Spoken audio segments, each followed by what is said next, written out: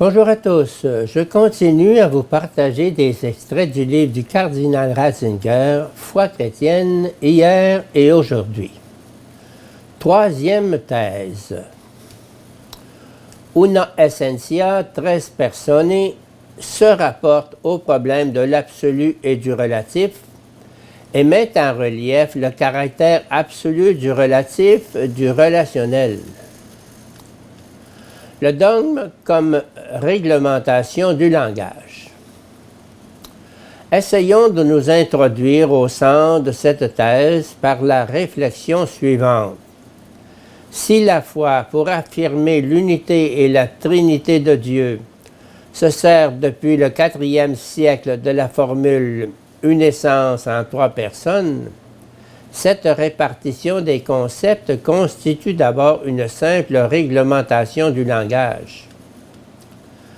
La seule chose sûre au départ, c'est qu'il fallait trouver une expression à la fois pour l'élément unité et pour l'élément trinité, ainsi que pour la totale simultanéité des deux, dans la prédominance englobante de l'unité.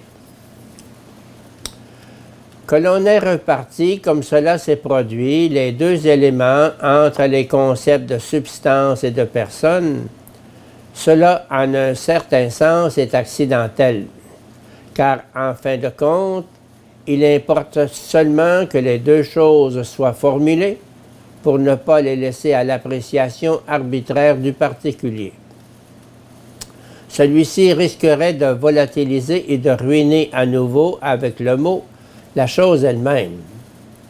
Il ne faut donc pas aller jusqu'à considérer ces formules comme les seules possibles, jusqu'à déduire que c'est là l'unique manière d'exprimer la réalité. Ce serait méconnaître le caractère négatif du langage théologique, son caractère approximatif. Pardon. Le concept de la personne. Il est certain, d'autre part, que cette réglementation du langage représente plus que le simple choix de telle ou telle lettre à laquelle on s'arrête finalement, en luttant pour le langage de la profession de foi. On luttait pour la chose elle-même, de sorte que dans ce langage, si inadéquat soit-il, la réalité est quand même touchée. Du point de vue de l'histoire de la pensée, nous pouvons dire que la réalité de la personne a été examinée ici vraiment pour la première fois. Le concept et l'idée de personne sont nés dans l'esprit humain à travers la lutte pour l'image chrétienne de Dieu et pour l'interprétation de la figure de Jésus de Nazareth. Ces réserves étant faites, si nous essayons maintenant d'expliquer notre formule sous le rapport de sa convenance interne, nous pouvons constater qu'elle s'imposait à deux points de vue. Tout d'abord, il était évident que Dieu, pris absolument, est unique. Il ne saurait exister plusieurs principes divins. Cela admis, il était clair, en outre, que cette unité doit se situer sur le plan de la substance.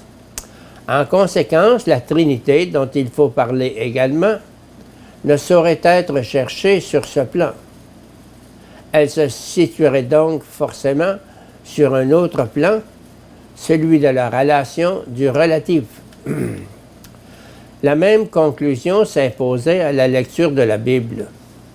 On y trouvait un Dieu qui semble entretenir un dialogue avec lui-même. Il y a un nous en Dieu. Les pères le découvrirent déjà à la première page de la Bible. Faisons l'homme, Genèse 1,26. Il y a un je et un tu en Dieu que les pères trouvèrent dans les psaumes. Le Seigneur a dit à mon Seigneur, psaume 110:1. Sans oublier le dialogue de Jésus avec le Père.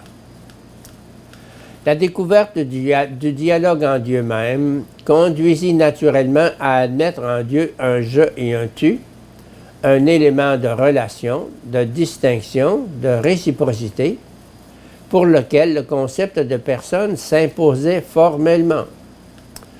Par là, le concept acquis, au-delà de sa signification théâtrale et littéraire, un nouveau degré de réalité et de profondeur, sans perdre son caractère indéterminé, qui le rendait propre à une telle utilisation.